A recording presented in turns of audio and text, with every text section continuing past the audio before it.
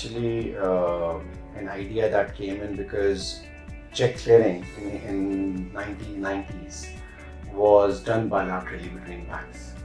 So what was happening was two banks would exchange checks amongst each other for clearing.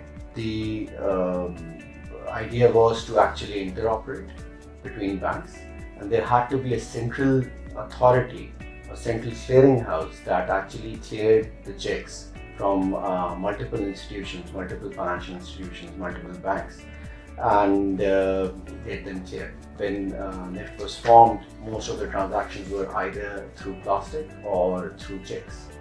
Now the industry has moved on into a digital payments era where transactions have been digitized.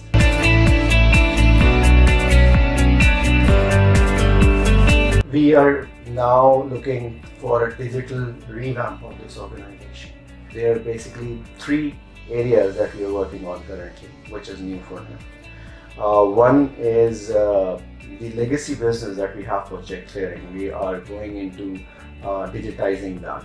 That would mean launching of image-based services. The other area that we have been working on for a while now, and that is our NiFT eTrust domain, which provides our public infrastructure utilization. Now we are trying to productize it. We are converting it into a digital identity stack, which can help the industry in digital onboarding of customers, KYC, validation and verification of customers. And lastly, our completely new initiative of our digital financial services, where we are launching very soon e-payment gateway.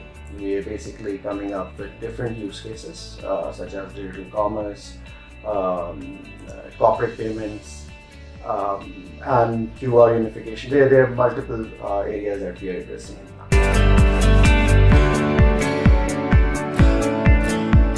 The idea was to look at areas which would be completely new, and that's the reason we went for digital commerce, because currently what is happening in the industry, when you talk about payments are very fragmented in the industry right now.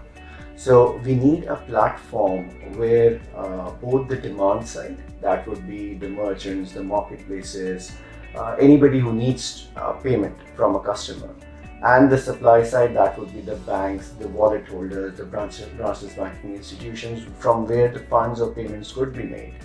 A platform that would connect both of these areas and let the customer decide the mode of payment. It could be his account, it could be his card, it could be his wallet, it could be his mobile app, it could be different channels through which he could pay. But there needed to be an ecosystem which actually connects everyone together. And to develop this ecosystem, we are even collaborating with other PSOPSPs to ensure that we create an ecosystem rather than we compete with each other.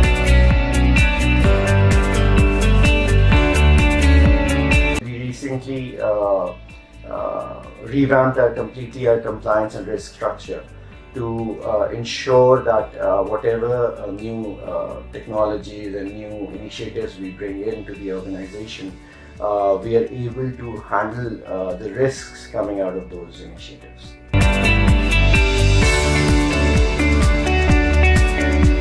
You would have open APIs, but only to sandbox environments.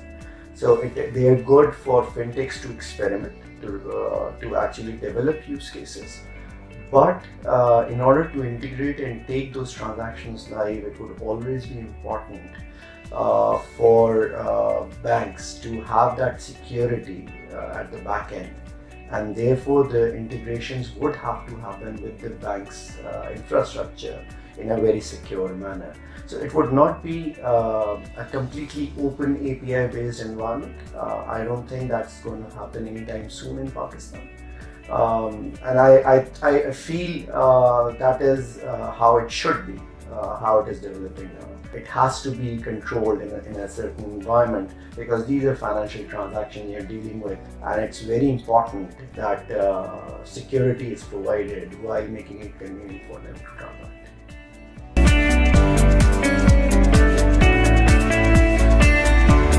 there are three core pillars to our strategy. One is being agnostic, one is being interoperable, and one is carrying the context of the transaction, which is contextual. So these are three pillars to it. The first thing is to make sure that the railroads are available for the existing market, and that's our first step. Creating an ecosystem is what's NiFT's contribution to enable those markets which are not currently tapped. And once you create that ecosystem, different fintechs, different entities who are coming into this market, developing this market in a different way, can go down and leverage the ecosystem that has been created and connect to it and start offering different services which are not currently available, which would exactly cater to the untapped market.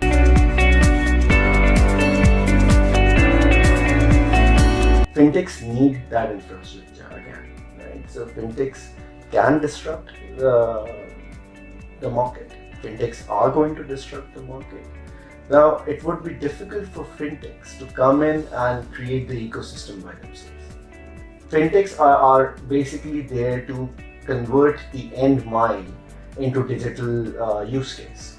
But in order to do that, they need the back-end plumbing to the banks and to the financial sector in order to make it into a financial transaction. Because every use case that you pick up, financial transaction is just one part of it. Fintechs will bring in a change, but as an industry, for the next 3 to 5 years, we need to focus to develop an ecosystem, back-end plumbing.